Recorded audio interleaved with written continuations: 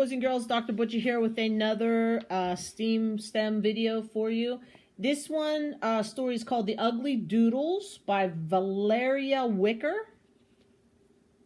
And it's a really cool story, and we're going to add some drawing and a poem called Free to Draw, and I think I'm going to do that one with my niece, and that we're going to post here, and it's going to go along too with the book I did previously, but I'm going to redo. It's called I'm Not Just a Scribble. All right, but this is The Ugly Doodles. One trip to the museum was all it took for Raven to fall head over heels in love with art.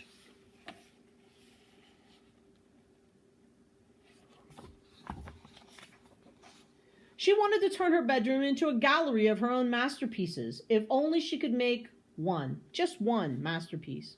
She sketched and sketched, but her doodles were never quite right. Sometimes it seemed like the harder she tried, the worse they turned out.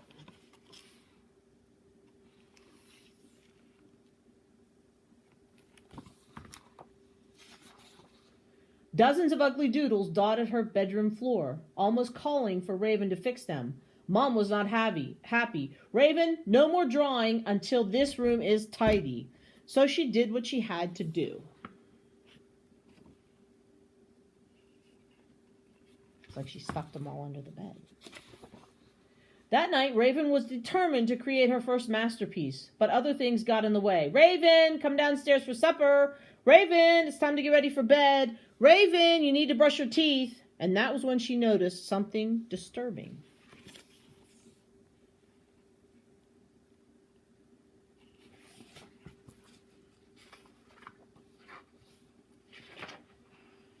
A half-drawn, smudged-up doodle had found its way to the mirror. At bedtime, something crunchy poked her under the blanket. Raven tossed the doodle aside, only to find another. Under her pillow, one more, two more, then 3, 4, 5, 6, 9, 12.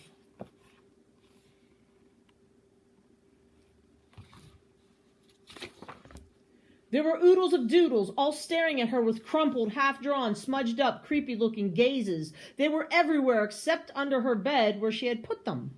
Raven stuffed the doodles somewhere else and went back to bed. In the morning, she was ready for some serious drawing time, but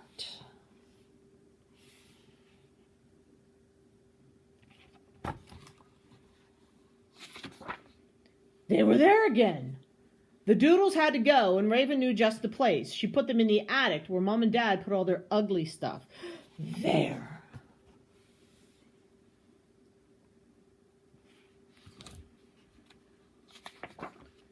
On her way back from the attic, Raven heard a shuffling noise coming from her bedroom. Creak. She opened the door, and there they were, in all their scrawled, scratched-up, sketchy-looking glory. They were mocking her.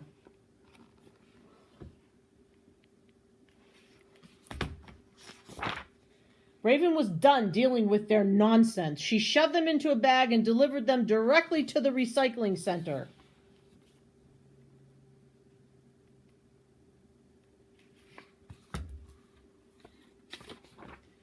The doodles were finally gone. She was free. When she returned home, she checked every nook and cranny of her room. There were no doodles in sight. Raven could finally focus on creating a masterpiece.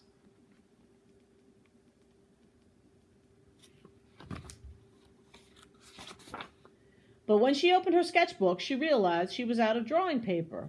Oh, rats. Luckily, that night, Dad brought her a treat. A brand new box of drawing pads made from 100% recycled paper. Raven was thrilled. Remember where she took her old doodles? Until she opened the box, and they were back.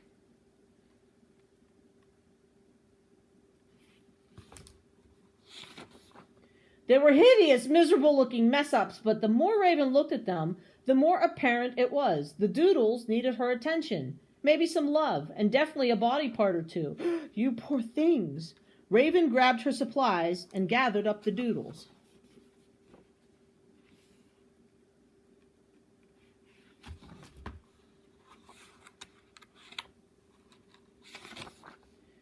She erased and corrected, retraced and connected, failed and perfected, And eventually,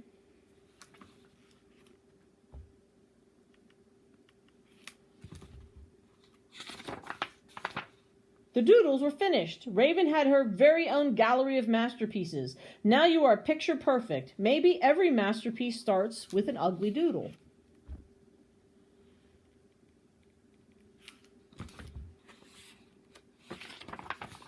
And certainly we don't know whether they do or not. But the point is to keep working on them and keep trying the ugly doodles. One day you'll make your own masterpiece.